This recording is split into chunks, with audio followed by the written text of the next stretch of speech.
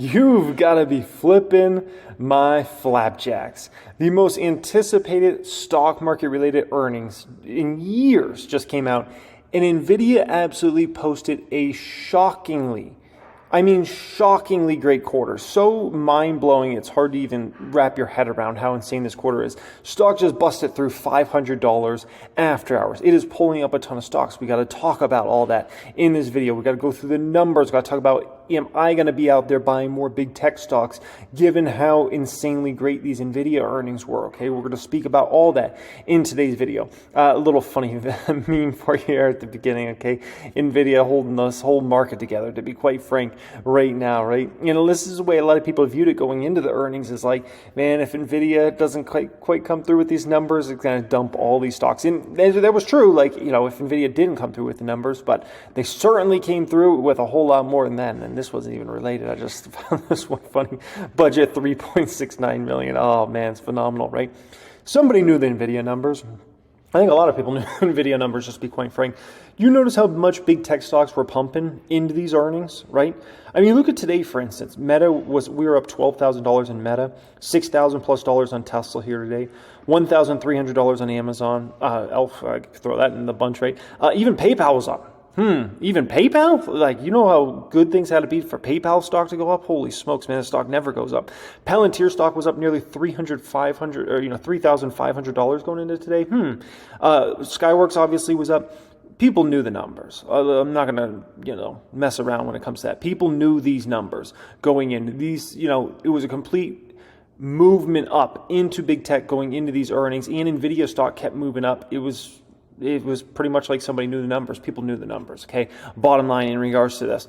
Now, if you want to look at after hours is moving a lot of these stocks. So get ready to make some flip and flapjack and money here, okay? Amazon's up nicely after hours, up nearly $2 a share in after hours trading. Tesla's up nearly 2%. I don't know, who do you think's placing all these orders for Nvidia? It's companies like Amazon, Tesla, and others. So if anything, like, I don't know, this is going to hurt these companies' profitability in the short term at least, right? But Tesla's moving up after hours.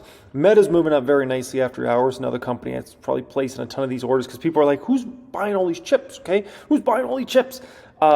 Every pretty much big tech company in the world is buying all these Nvidia chips right now.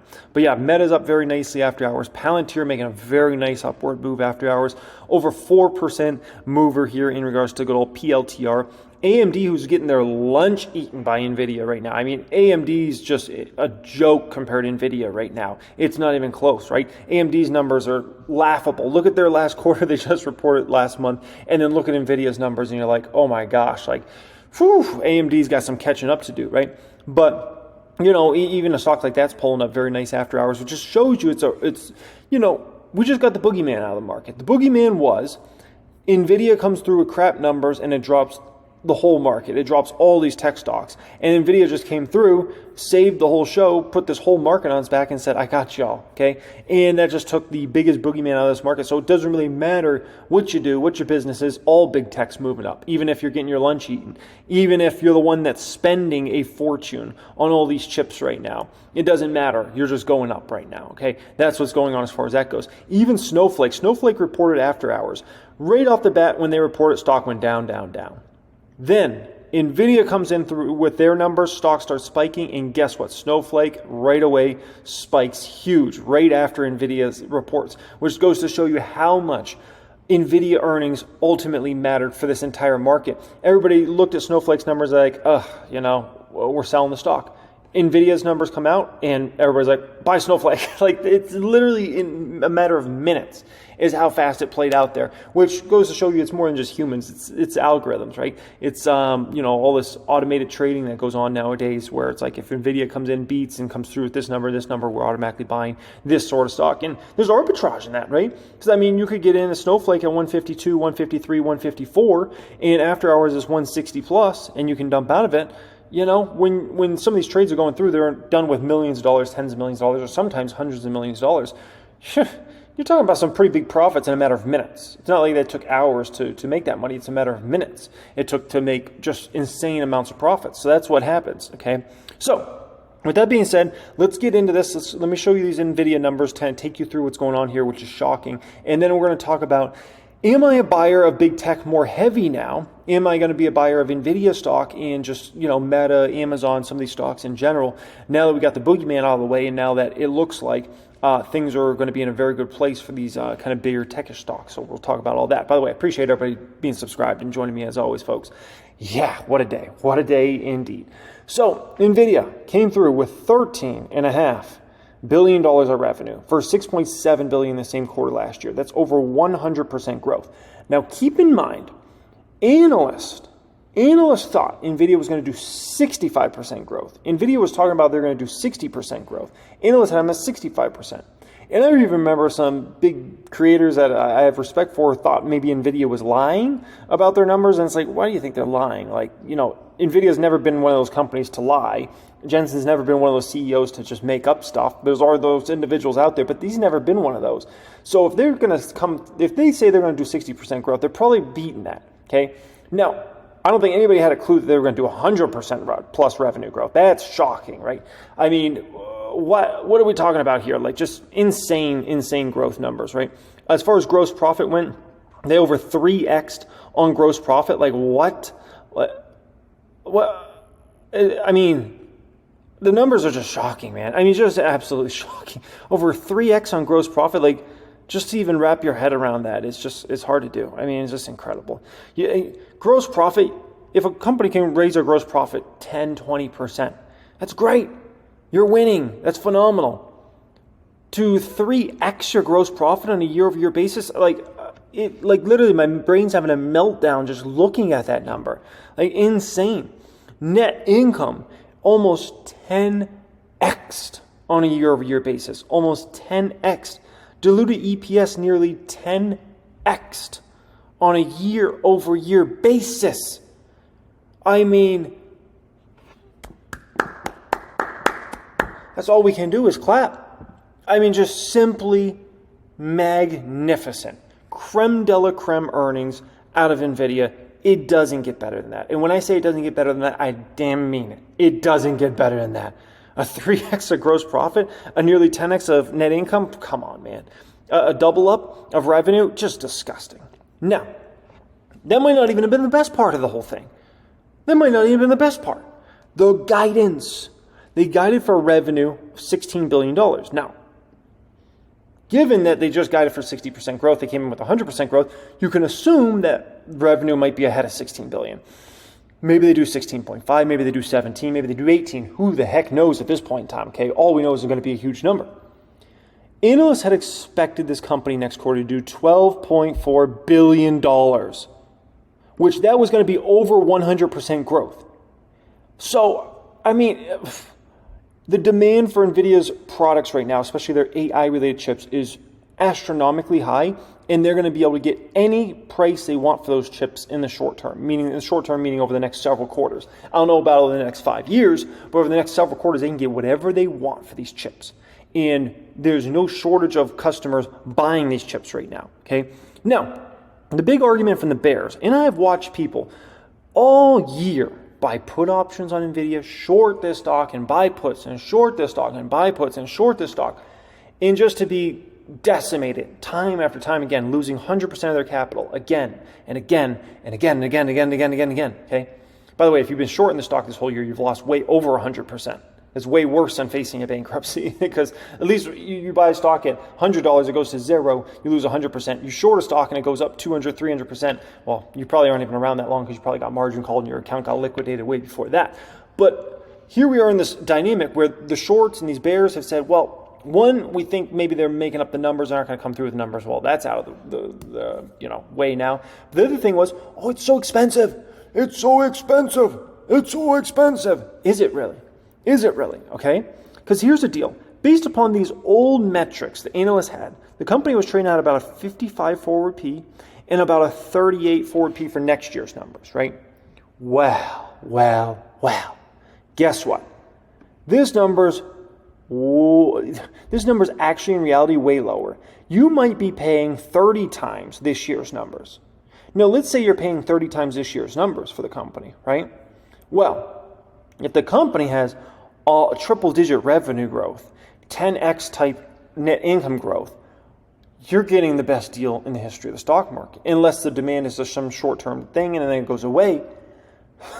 The fact is, Nvidia is much cheaper today than it was yesterday.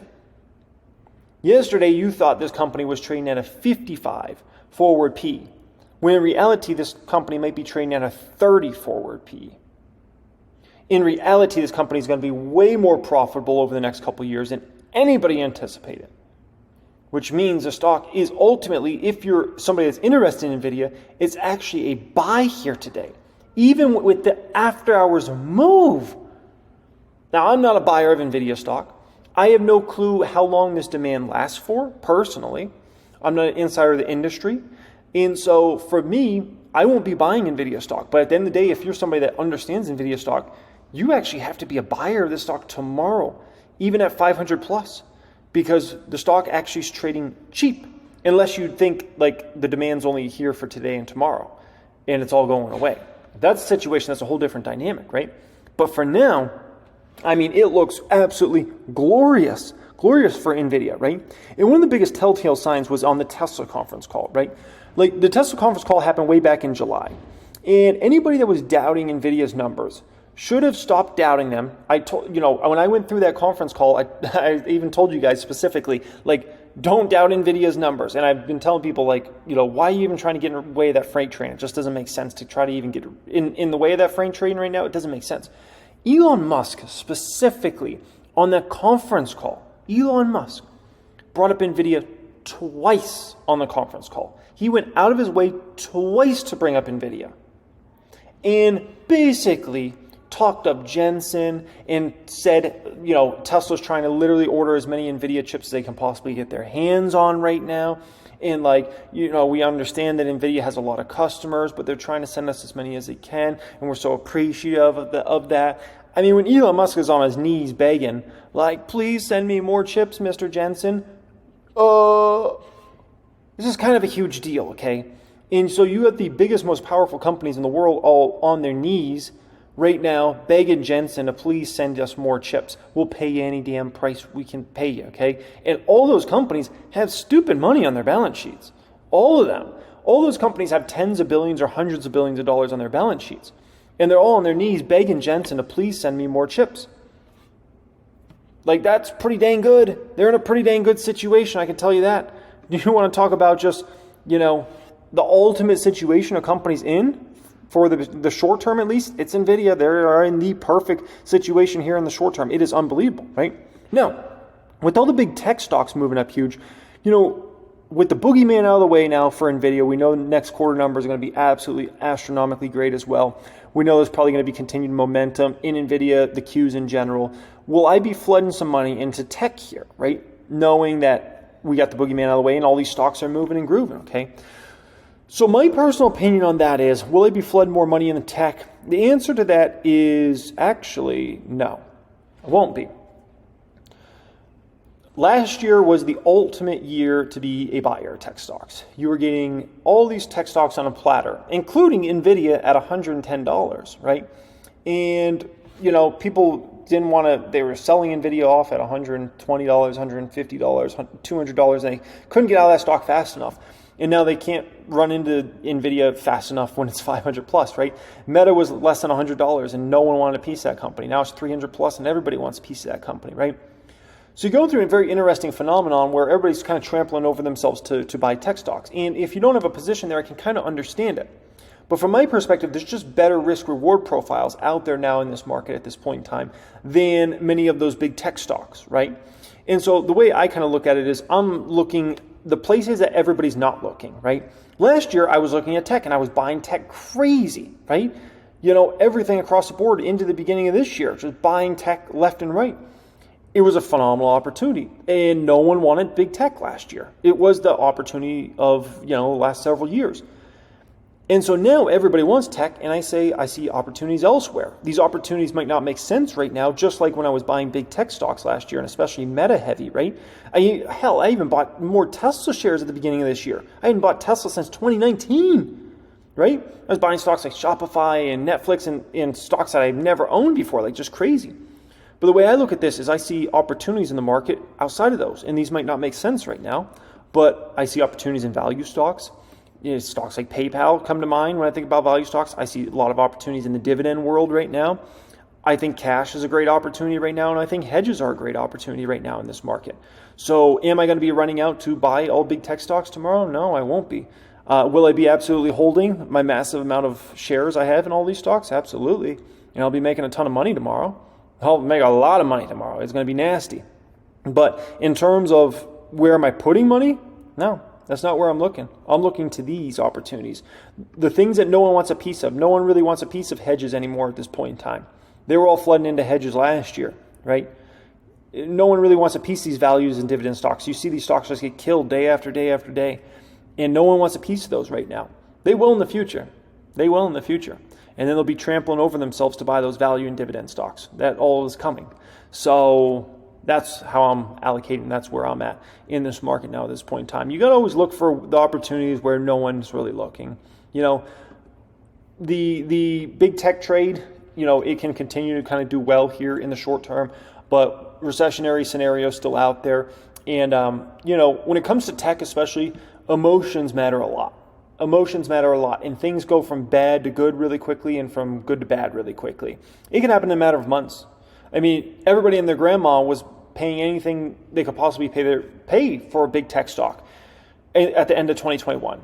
By the end of 2022, people didn't want to even be associated with big tech stocks. Those stocks all sold off 50, 60, 70, 80%, right? Now, once again, price doesn't really matter. I think just people are going to kind of look at this next few months as just buy, buy, buy. And as a long-term investor, I'm kind of like, where's these other opportunities? And so I go to where the opportunities are in the market, not to where the hot thing is in the market. And in the short term, a lot of times it doesn't make sense. But then you look a year later, a couple years later, and it's like, oh, that actually made a lot of sense, what he was kind of up to there, okay? You know, last year I put $77,000 in Meta stock in a day. A lot of people gave me hate for that, and they're like, yeah, it's so stupid. Meta's getting killed. It's going to zero. It's going to $40. You know, today people can't wait to buy Meta for over $300 a share.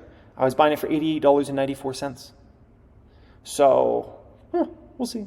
Appreciate y'all joining me as always. Much love, folks. Thanks for being subscribed. If you're looking to apply, join my private group. Check out the pinned comment down there. If you're looking to see the moves I'm making in the market, then join my Patreon. You get to see the moves I'm making in the market, plus be part of that Discord chat over there in the Patreon. That will be pinned comment as well. Also lets me know you enjoy the channel and you get value out of it. So I appreciate you. Much love as always, and have a great day.